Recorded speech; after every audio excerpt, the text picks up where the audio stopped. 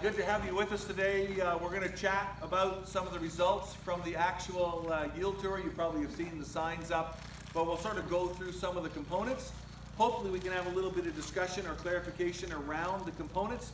And then I'd like to drill into, is there something else we could actually learn from this yield tour exercise rather than just guessing at what the yield is? Is there something we could actually learn about what to go home and do better on? And so we'll try to get to there as well.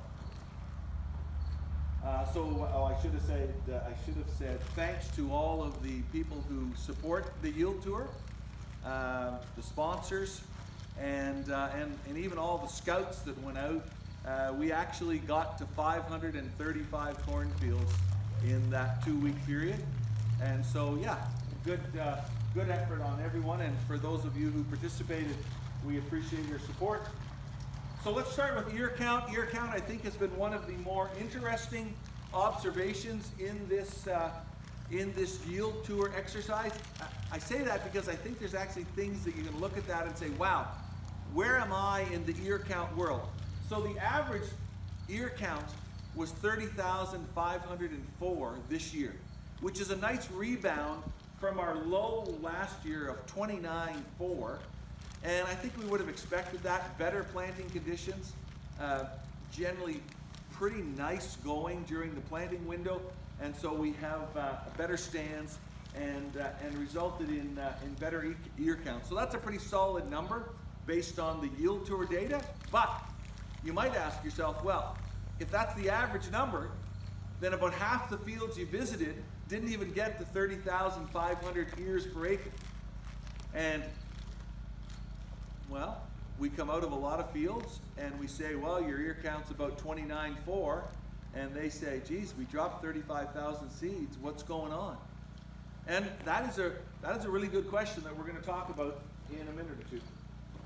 So then, if you go to obviously the dimensional analysis of the ear, rows around was 16.9. That's the biggest number we've seen. Again, I think that reflects how good conditions were end of May, first half of June, before we started to get dry in places. That rows around is already determined in a hybrid, before the corn's past your knee. And so we were in really nice shape in that late May, early June window, and that's reflective in better rows around than we've seen ever in the tour at a 16.9. And length was not shabby either. Up again a bit from last year at 34.5 in terms of kernels down the length of the row. So those are strong numbers. And so you kind of feel where I'm going here. We got ear count that's up. We've got girth, rows around that's up. We've got length that's up. I mean, there's just nothing in the data that doesn't say this is a big crop. And so a few other just quick comments. There was less end deficiency than I would have expected. We had a fairly wet July. I was expecting more end deficiency than there was. Some of that I think is because growers put more nitrogen on this year than normal, and so I was surprised how much, how little end deficiency there actually was. Leaf diseases pretty low. We've got tar spot sort of emerging in the southwest that's got us concerned, but generally speaking, leaf diseases were not a huge issue. And then western bean cutworm. Again, western bean cutworm, some hot spots within the province that western bean cutworm are going to cause us some grief this fall, partially because of yield loss, but maybe more so is opening that ear up to ear mold and dawn problems. Excuse me. Maturity is good. I don't have to tell you that. Maturity is, we're strong and probably gaining ground, which I guess is a good thing unless you're worried, unless you have a lot of silage, and then I think you should be concerned as to how quickly this crop is moving towards the silage harvest window. Kernel weight, of course, becomes the next big unknown. You can do ear count, and you can count the kernels. Then someone has to decide, well, how heavy are those kernels going to be, right? And you know, I kind of thought that we were in an excellent grain fill period, and so why would kernel weight, kernel mass not be as heavy as we've ever seen it? Then I'm getting a bit of pushback from guys, other camps thinking that they think kernel mass is going to be less. It's been too dry. I don't know. I still think kernel mass is going to be really solid. Maybe not record breaking, but really solid. So I used a number, if you're interested, of 86,500 kernels to make a bushel. And so that's a fairly solid kernel, but again, not something that I think you would say, oh well, you know, it's got to be heavier than that or lighter than that. I think it's in the game. Craig? Yeah. One slide back, you estimated the yield.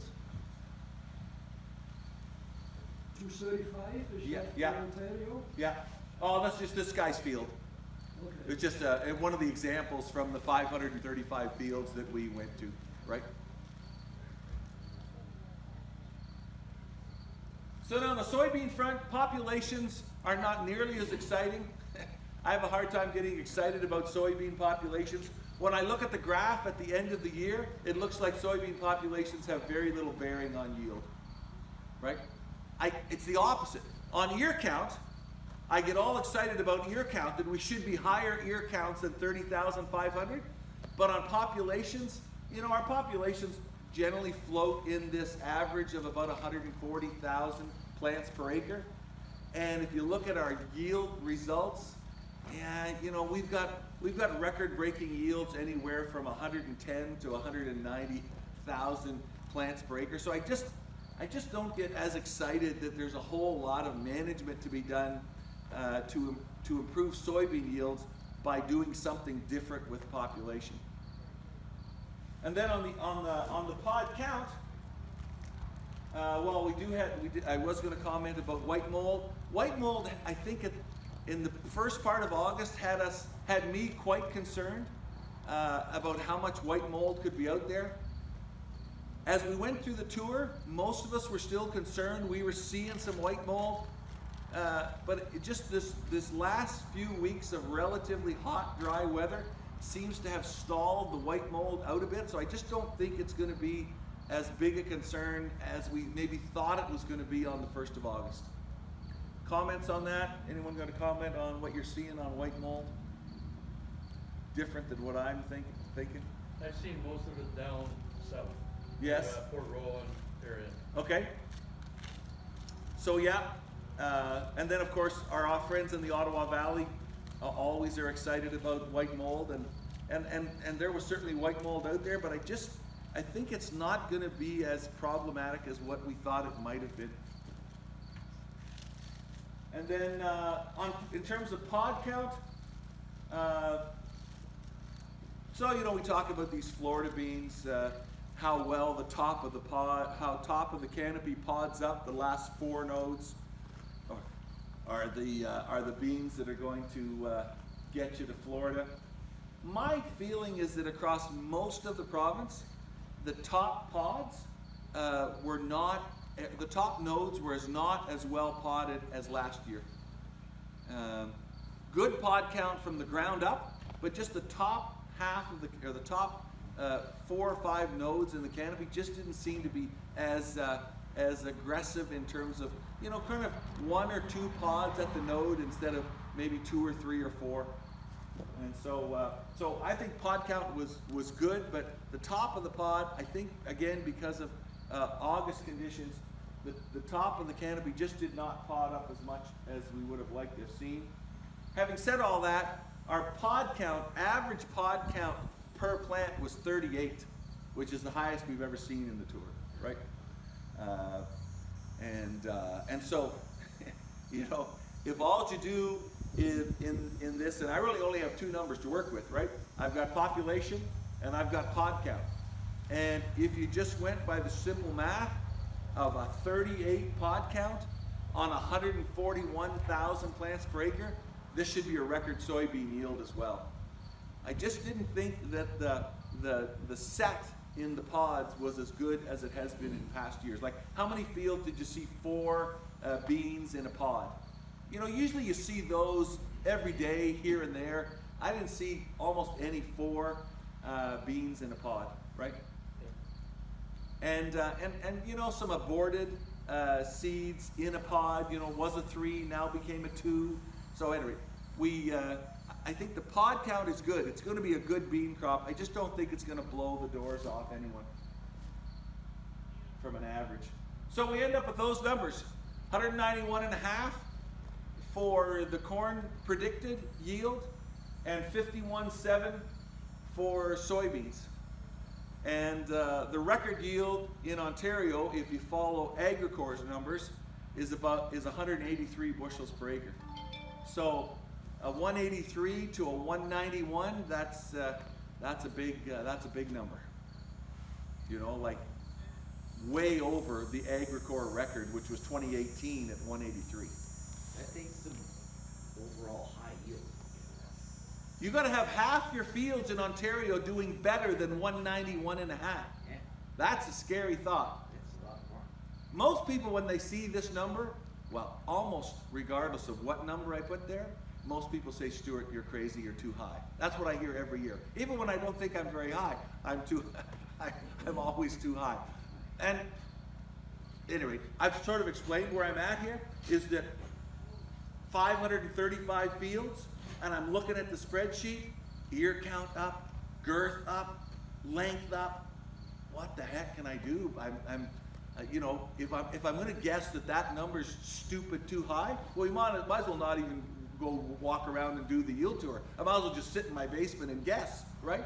But this is the number sort of driven by going out and measuring the fields. If we miss bad, it'll mostly because the kernels are not as heavy as what I'm thinking they're going to be, right? And that's a possibility, but I'm betting against it. That I think our kernels are going to be fine. I'm sure there's some droughty spots where your kernel mass is going to be light, but well, anyway, it's a win-win for me, because I told Mo that if we don't get this number, then I'm never doing the yield tour again. So if we do get this number, you can say, geez, that Stewart guy's pretty smart, he got it right. And if we don't get the yield number, I don't have to do this anymore. So it's all good, right? And the bean is 51.7 is a big number, right? That's last year's sort of yield. We're sort of saying that this year's bean crop is going to be real close to last year's bean crop, but not a record. Because you need to get into the 54 range to set a new record for beans in Ontario. Okay. You got any idea what it is for this site?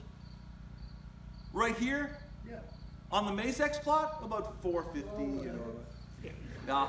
On the 200-acre farms? In Oxford County?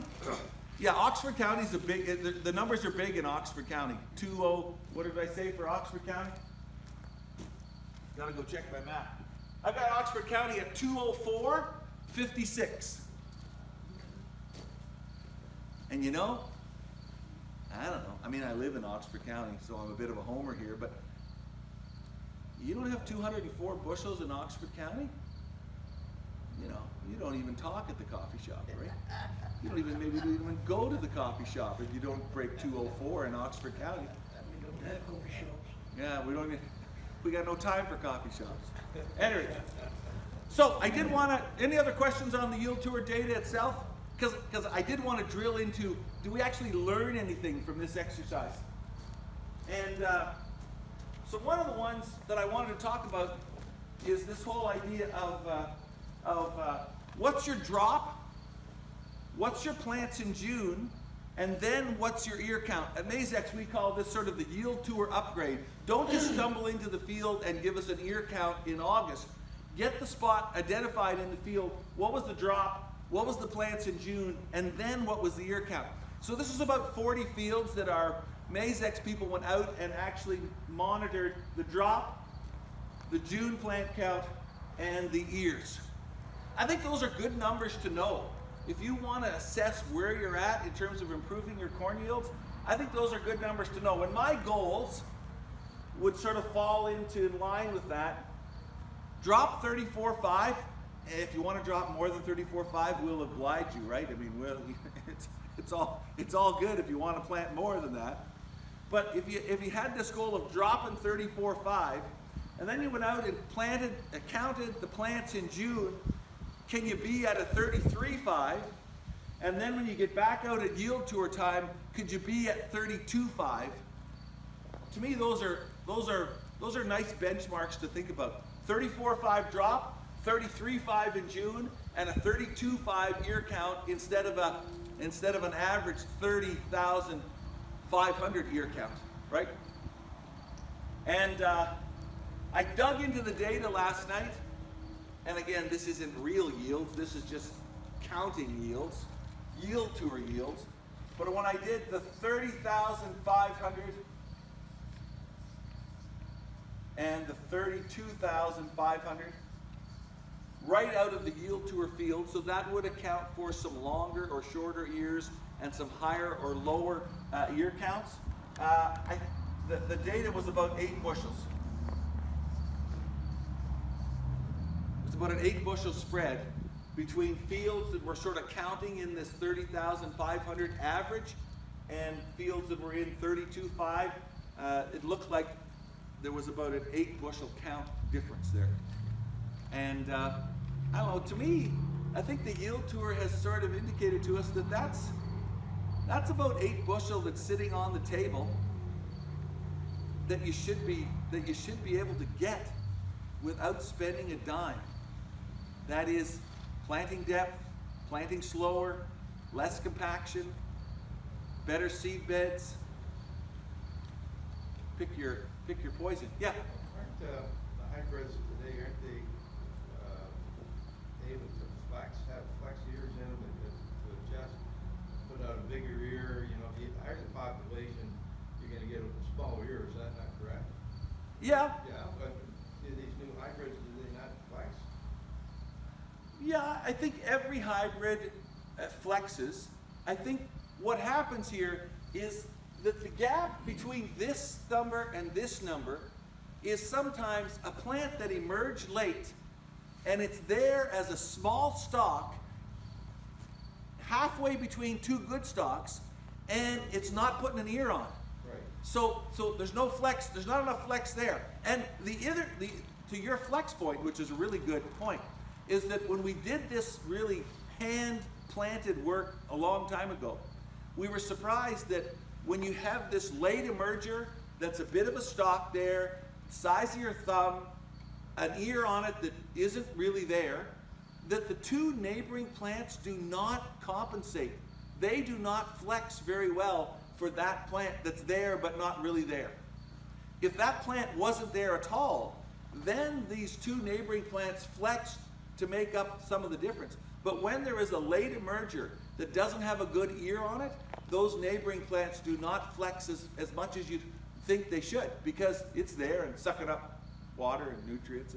So yes, you're right.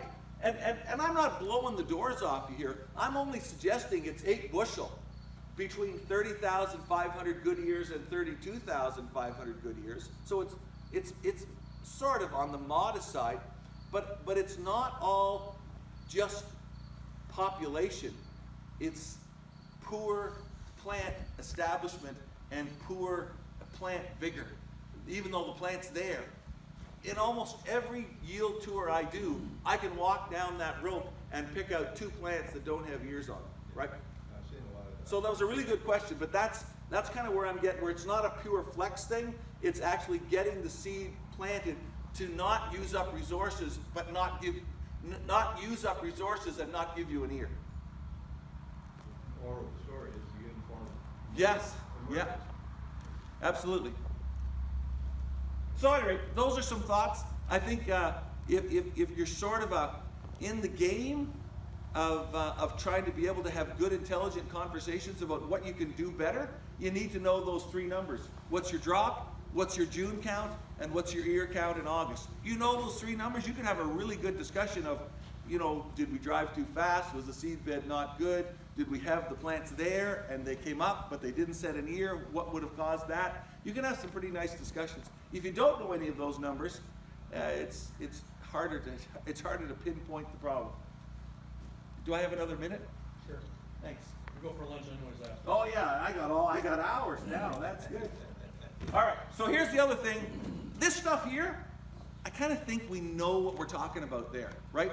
The drop, the June plants, the ear count, I kind of think that's good stuff. And you could go home and work on that maybe. This other stuff is a little airier fairier that I'm not actually sure where it's going, but it intrigues me.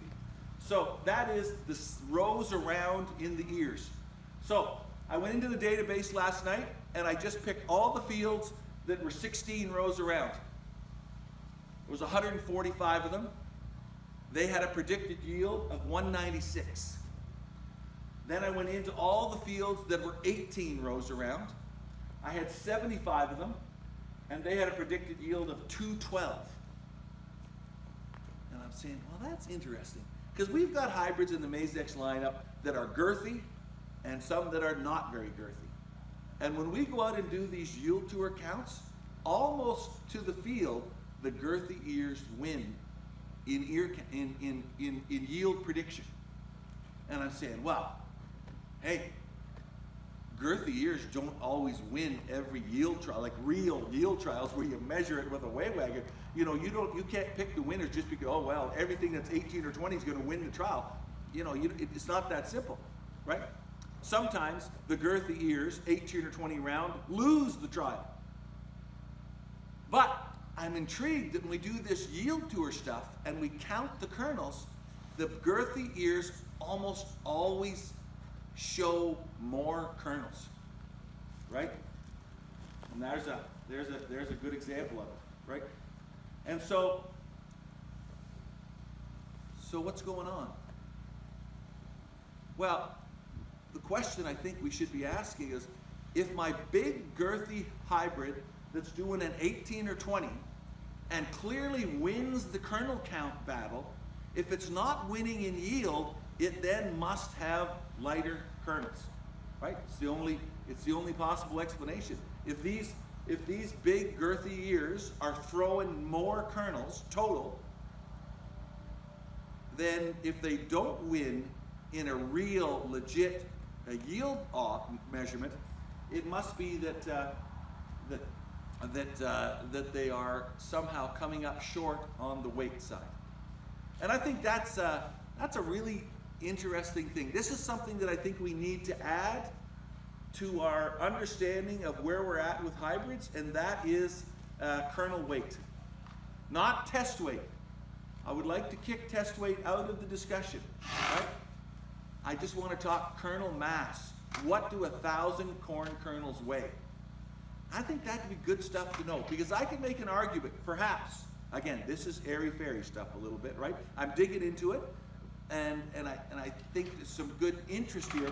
But if you've got a hybrid that's, okay, you know, it's a nice Maizex hybrid, it's 20 rows around, right? And you do the yield count on it, and it's gonna do 260 bushels per acre. And you get there, and it's 210, and it loses. What happened? Is it really because those kernels were that much lighter? Right? It's about the only thing you got left to explain it. But then you could say, well, what did we do in the management of that hybrid if we had that many kernels set up? We had 700 kernels per ear, and it didn't win in the final analysis on yield. What did we do wrong? Did it not have enough nitrogen? Did it need it to be wide dropped late? Did it need a fungicide and it didn't get it? Did it run out of steam in terms of stay green? Anyway, I just think that there is some cool stuff to be answered about, you know, how to maximize yields, looking at what kind of hybrid do we have? Is it a girthy hybrid, not so girthy? What's its kernel weight? So in these, you know, in the harvest days coming up, I'm struggling to see how we come up with that sort of number. We want to know population. Be nice to know ear count. You're going to know your actual yield. It would be also nice to know, well, how did those kernels weigh up? What did 1,000 kernels weigh relative to some other hybrid? And was there something we could have done in our management to change that? So something for you to think about while you eat your lunch. Is that my cue? That's your cue, unless there's any final question. Looks like we're good.